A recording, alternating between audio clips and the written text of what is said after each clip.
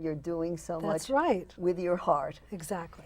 Now, you are the founder of Kids Included Together. That's right. That's a rather unusual title. What does it mean, and what's its mission? It states exactly what it is. When I was working with families of children with disabilities, their parents used to say to me, why can't my child participate in the YMCA with my child that doesn't have a disability? Why can't they go together? I have to go to 3 different places to take my children to different programs. And I said, you're right, but there's nothing I can do about it. I'm working with young children. But I won't forget this. When I moved to San Diego, my husband and I moved, there was money left by a woman who had disabilities. She wanted to serve San Diego children with disabilities. They didn't know how to do this.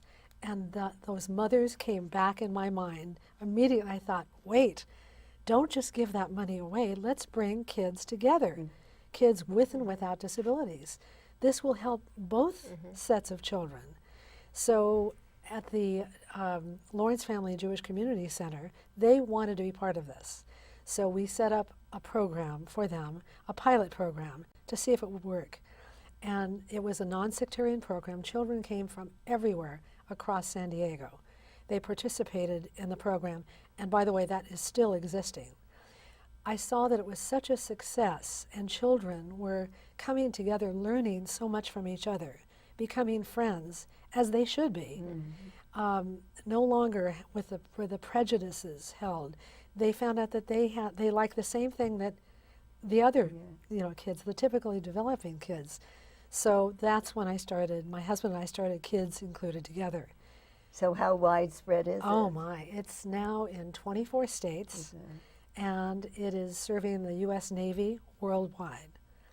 And it keeps growing. That's great. Yeah, well, children are so guileless. That's right. They're so accepting. I think when they change, when they become otherwise, it usually is the influence of the parent, overhearing what parents have to say and how it affects relationships. But that is so heartening to know that you had that vision. And of course that brings me to Christine, because raising a child with disabilities is a difficult road with many obstacles, I'm sure. It is, yes. What led you to Gayle? Well, I got a diagnosis for Erin later on, so not right at birth. Hers was also a birth trauma. And her diagnosis came at about a year and a half. And at that point, I immediately wanted to get as much information as possible, not only about her disability, but what I could do and how I could get the support that I needed, how I could find resources. And everywhere I turned, they would say, there's this wonderful woman who has a group over at the temple on Sunset, Gayle Slate. And so I immediately went there. And I think from the first time I joined that group, I don't think I ever missed a session. Ever, because it was such a great support for me. I was there with other parents going through similar things, and we shared resources, we shared heartwarming stories, heart-tugging stories, we shared sadness, and it was a place where I could go and just be a parent of a disabled child and really feel like I could be myself, because you can't always. Well, that's true. I think there's a certain camouflage when something in your family is not normal. Yeah. You're always pretending to be something other than what actually is. But still, you had to deal with sadness, with grief. How did you raise Erin and overcome those feelings? Well, sadness and grief is a part of the process with a disabled child. It's kind of an ongoing process, actually. Every milestone you hit, for example, Erin wasn't able to walk except with a walker. So every milestone I would hit, there would be another grief process, like, oh, my child's never going to be able to walk like the other kids. And the only way through it is to process it. You have to feel the sadness. And again, the support group and actually private therapy with Gayle really helped me to learn not only the symptoms of grief when I was beginning to feel them, because I would feel them in my body and just everywhere, but also to really, really go, you know what, it's okay to be sad that your daughter isn't going to walk. It's okay. You know, it's what it is. And then by saying it's okay, you're able to process it and move past it. So it gives you strength. And, you know, Erin has just so many other positive traits. And I saw that in her early on. And so we would just refocus on those things. So she can't walk, but you know what? She sure talks up a storm. Well, that always brings me back to, is it nature or nurture? Did Erin come to you with all of those qualities, or was that something she developed because of your attitude?